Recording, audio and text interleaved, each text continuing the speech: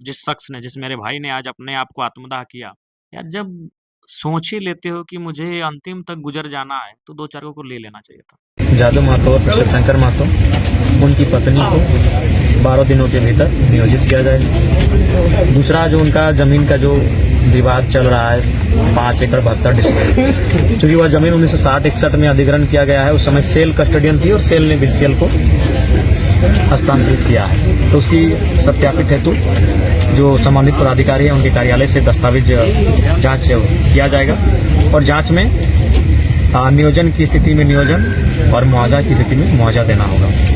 तीसरा बिंदु था कि पूर्व में अभी फिलहाल जो उनके आश्रित हैं उनको फॉर्म 3 निर्गत कराया जाएगा और फॉर्म 3 निर्गत करने के बाद बहुत सारे कार्य जब इस बीसीसीएल की जो इस इकाई है उसके अंतर्गत आएंगे तो उन्हें हमारी भाषा में पेटी कॉन्ट्रैक्टर कहिए या पेटी ठेकेदार कहिए, उसके तर्ज पर उनके आश्रितों को फॉर्म 3 उपलब्ध करा के दिया जाएगा। प्रत्येक बार विस्थापित को न्याय पाने के लिए मरना पड़ेगा क्या?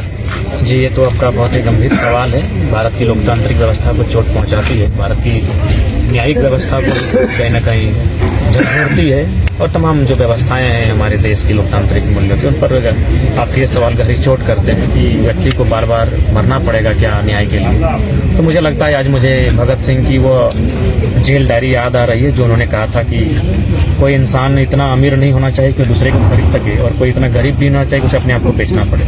और एक लाइन था उनका कि हम आज़ादी अंग्रेजों से तो ले लेंगे लेकिन कहीं आज़ादी भोरों के हाथों में फंस के ना रह जाए। और भी आज भगत सिंह को विचार प्रासंगिक होते हुए दिख रहे हैं। आज आज़ादी पूंजी का रूप धारण कर चुकी है और इस पूंजीवादी व्यवस्था में जिनके पास लाठी है, जिनके पास सत्ता है, जिनके पास शासन प्रशासन है, जिनके पास उन्हीं की सुनी जाती है आम जनता, कहीं ना कहीं उनके लोगों को संघर्ष करना पड़ता है। विधायक के रूप में मुझे 2 दिन से संघर्ष करना पड़ा, तब जाकर मैं इस नतीजे को। अभी रात के बाद 2 बजने वाले हैं। बिल्कुल, इन सब समस्याओं से तंग आकर जो आत्महत्या कर रहे हैं मैं उनको हम संदेश यही देंगे कि बिल्कुल मरने के बारे में ना सोचें। अगर जरूरत पड़ी और लगा कि आपके न्यायपालिका, कार्यपालिका, विधायिका, पत्रकारिता, इन सब चीज़ों से आप न्याय नहीं मिल रहा है, आपके आस उम्मीद कम हो रही है और आपको अगर विद्रोह की भावना पनपती है तो आप अपने जान देने के बारे में ना सोचें। जिसके कारण आप शोषित हो रहे हैं, जो आपके ऊपर जुल्म कर रहे हैं, उनके खिलाफ प्रतिकार करें। तो खुद क्यों जान दे रहे हो यार? उठा के पटक क्यों ना, अधिकारियों को पटक के मार दो ना। जेल जाओगे 4 साल 5 साल 10 साल बाद जेल से बाहर आओगे, जिंदगी तो रहेगा। तुम दूसरों के लिए अपनी लाइफ मत खराब करो। जो लोग तुम्हारी लाइफ खराब कर रहे हैं उनसे अब हिसाब करो यार।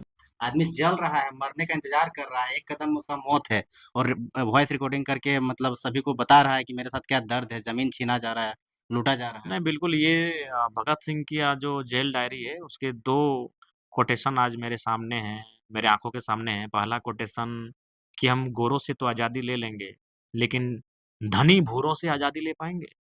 या फिर आज़ादी कहीं हमारे देश के धनी भूरों के हाथों में तो ना रहे? आज वही हुआ है। गोरे चले गए, अंग्रेज़ जा चुके हैं, अंग्रेज़ों से हम आज़ादी पा चुके हैं, लेकिन इस देश के जो भूरे हैं, भूरे मतलब अमीर लोग, उनके हाथों में आज़ादी टिकी हुई है। दूसरा उन्होंने कहा था, ये रूसो का स्टेटमेंट है लेकिन उन्होंने जेल डायरी में इसको रिपीट किया था कि कोई व्यक्ति इतना धनी ना हो कि किसी व्यक्ति को खरीद ले और कोई व्यक्ति इतना निर्धन ना हो कि उसे अपने आप को बेचना पड़े। कोई इतना धनी ना हो कि वो दूसरे को खरीद ले और कोई इतना गरीब भी ना हो कि उसे अपने आप को बेचना पड़े। ये भी सही हो गया आज। कोई व्यक्ति इतना गरीब हो चुका है कि वो अपने आप को बेच रहा है, बंधुआ मज़दूर बना रहा है और कोई व्यक्ति इतना अमीर भी हो चुका है कि इंसान को खरीद के अपने घरों में पालतू बना के रख रहा है। ये परिस्थिति है, ये भगत सिंह का जो विचार उस समय था, वो आज भी प्रासंगिक होता हुआ दिख रहा है। इसीलिए मैं मानता हूँ कि इस देश को असल क्रांति की आज आवश्यकता है। असल क्रांति, एक सामाजिक न्याय की क्रांति, एक सामाजिक माने स्थापना की क्रांति, वो आवश्यक है। भगत सिंह और तमाम महापुरुषों ने हमें देश आज़ाद करा के दिया है, व्यवस्था को आज़ाद नहीं। व्यवस्था अभी भी आज़ाद नहीं। व्यवस्था जो उस कालखंड में जिन लोगों के हाथों में थी, उन लोगों के हाथों में आज भी व्यवस्था है। व्यवस्था की आज़ादी आवश्यक है, सामाजिक न्याय की आज़ादी आवश्यक है, गरीबी से आज़ादी आवश्यक है, भूखमरी से आज़ादी आवश्यक है, अशिक्षा से आज़ादी आवश्यक है। जादूदा ने जो कृत्य किया, मैं बिल्कुल खेद प्रकट करता हूँ कि उन्होंने मैंने क्यों ऐसा निर्णय लिया, क्यों ऐसा सोचा। उनको अगर कुछ करना ही था तो प्रबंधन के लोगों के साथ मैंने उनको हिसाब किताब करना था।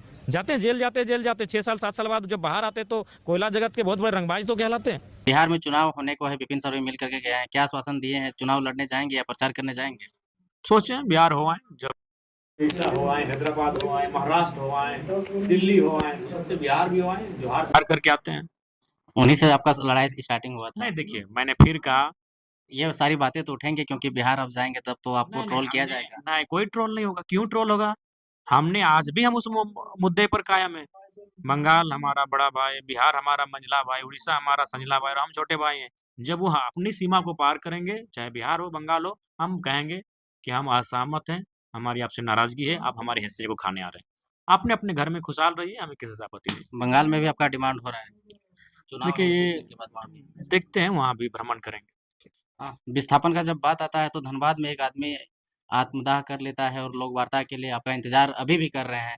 तो क्या ये मतलब लोग आप जैसे कहते हैं कि जान दो नहीं जान लो जगह पे जब ज़मीन का बात आता है, जगह का देखिए, बात मैं आता है आज तो। आपको बहुत बड़ा बात कह रहा हूँ, एक विधायक के मुँह से ये शोभा नहीं देता है, लेकिन मैं उन चीज़ों को पार करके कह रहा हूँ। जिस शख्स ने, जिस मेरे भाई ने आज अपने आप को आत्मदाह किया, यार जब सोच ही लेते हो कि मुझे अंतिम तक गुज़र जाना है, तो 2-4 को ले लेना चाहिए था। आदमी जल रहा है, मरने का इंतज़ार कर रहा है, एक कदम उसका मौत है और वॉइस रिकॉर्डिंग करके मतलब सभी को बता रहा है कि मेरे साथ क्या दर्द है, ज़मीन छीना जा रहा है, लूटा जा रहा है। नहीं, बिल्कुल ये भगत सिंह की जो जेल डायरी है, उसके 2 कोटेशन आज मेरे सामने हैं, मेरे आँखों के सामने हैं। पहला कोटेशन कि हम गोरों से तो आज़ादी ले लेंगे, लेकिन धनी भूरों से आज़ादी ले पाएँगे? या फिर आज़ादी कहीं हमारे देश के धनी भूरों के हाथों में तो ना रहे? आज वही हुआ है। गोरे चले गए, अंग्रेज़ जा चुके हैं, अंग्रेज़ों से हम आज़ादी पा चुके हैं, लेकिन इस देश के जो भूरे हैं, भूरे मतलब अमीर लोग, उनके हाथों में आज़ादी टिकी हुई है। दूसरा उन्होंने कहा था, ये रूसो का स्टेटमेंट है, लेकिन उन्होंने जेल डायरी में इसको रिपीट किया था कि कोई व्यक्ति इतना धनी ना हो कि किसी व्यक्ति को खरीद ले और कोई व्यक्ति इतना निर्धन ना हो कि उसे अपने आप को बेचना पड़े। कोई इतना धनी ना हो कि वो दूसरे को खरीद ले और कोई इतना गरीब भी ना हो कि उसे अपने आप को बेचना पड़े। ये भी सही हो गया आज।